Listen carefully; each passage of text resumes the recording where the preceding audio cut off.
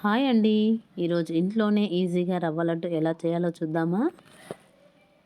ముందుగా 2 గ్లాసుల రవ్వను తీసుకోవాలి. ఒక గ్లాస్ పచ్చి కొబ్బరి తురుమును తీసుకోవాలి. ఈ 2 మిశ్రమాలు చక్కగా కలుపుకోవాలి. ఇవి కలిపిన తర్వాత ఒక 10 నిమిషాలు పక్కన పెట్టుకోవాలి.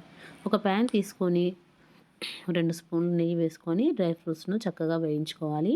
ఇవి చక్కగా వేయిన తర్వాత ఒక బౌల్లోకి తీసుకోవాలి. అదే ప్యాన్లో రవ్వను కూడా కలుపుకొని ఫ్రై చేసుకోవాలి. పచ్చివాసన పోయేంత వరకు ఫ్రై చేసుకొని పక్కన పెట్టుకోవాలి. అలాగే ఇదే బౌల్లో ఒక చిన్న గ్లాస్ వాటర్ పోసి అందులో ఒక గ్లాస్ బెల్లాన్ని తీసుకోవాలి. అలాగే ఇలాచీ పౌడర్ వేసి మామూలు పాకం వచ్చేంత వరకు వేడి చేసుకోవాలి.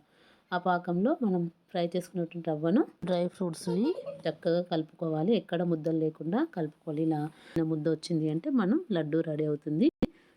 కాబట్టి ఈ విధంగా ఒక 10 నిమిషాలు పక్కన పెట్టి చల్లారిన తర్వాత ఇలా లడ్డు కట్టుకోవాలి. మనకు నచ్చిన సైజులో లడ్డు ఇలా వీడియోలో చూపిస్తున్నట్టు నచ్చిన సైజులో లడ్డూలు కట్టుకోవచ్చు. మీకు ఈ వీడియో నచ్చితే మీరు ట్రై చేయండి. Thank you for watching.